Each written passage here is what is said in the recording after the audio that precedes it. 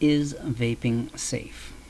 Now, with all that you've heard in the media and all the political interests involved, it's hard to tell what is real and what isn't.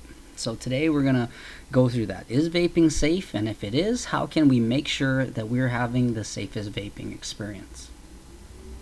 But before we go there, just as a broad overview, I'd like to ask you the question, is driving a car safe? Is there a chance that when you fill up gas that there might be bad gas from the gas station?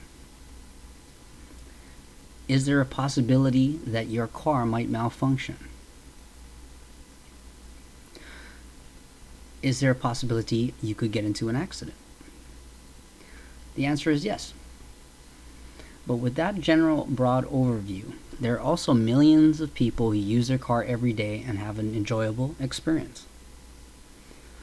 So like with that said, in the same way, vaping would be very similar. There might be some instances where people had issues, but in general, there are thousands, millions of people who use their vapes on a day-to-day basis and enjoy it and have no side effects. And here are 3 ways in which you can make sure your vaping is safe. Now, the only truly way you can really know is by controlling the 3 parts in which vaping is made out of. Part 1 is going to be the liquid. Now, if you look at our videos, you can see that we've tried liquids from all over. We've bought them from shops, we've bought them from off the street, at festivals, bought them from friends, and unless you truly know where you're getting your liquid from, it's going to be a toss-up. But if you control the liquid and getting it from a reputable person where you know exactly what's in it, that's going to be about 85% of what it takes to make sure you have a super clean vape. So controlling the liquid, knowing where you're getting it from, and using it in the way that they prescribe it is the best way to do it and the safest way.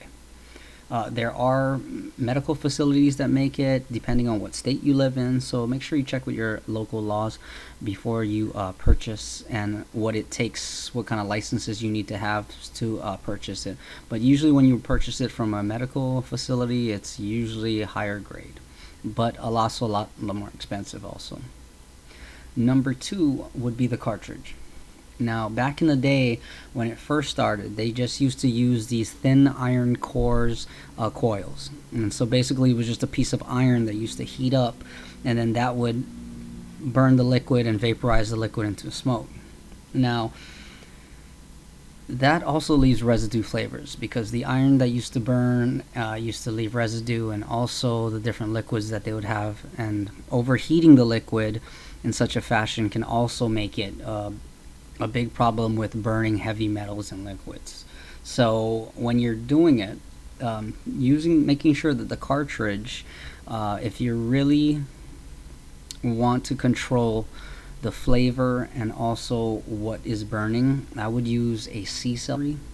We carry a bunch of ceramic coils, and basically what that is, this is not iron or heat, metal heating up, but it's a ceramic heating element that burns a little bit more smoothly and evenly and lets off a lot less residues. So if you control the cartridge, and this is going to be about the other 10% or 12% of the formulation, that if you're making sure that you're not using a iron coil that is producing residues that is not good for you, that is also another way in which you can protect yourself.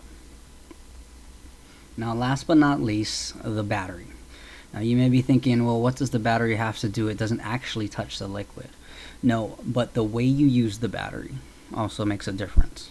So back in the day, they used to teach us that when you're using batteries, that there was a race going on, who could have the most potent battery, or they would think that the highest voltage was the winner. But when actuality came down to it, when we actually looked at the flavorings and really bringing out the flavor and the smoothness of the experience, we learned that the lower temperatures were actually better. So instead of overheating your oil, which also produces excess fumes and gases and flavors that you don't like, that also makes the difference. So I would say the 2 to 3 to 5%, depending on how hard you hit it, what your voltage is. But we like to go with 2 volts. So the 2 volts is just enough to get the ceramic element to get hot enough to where it's vaporizing, but it's not burning the oil. Because once you burn the oil, then it's always going to taste that way too.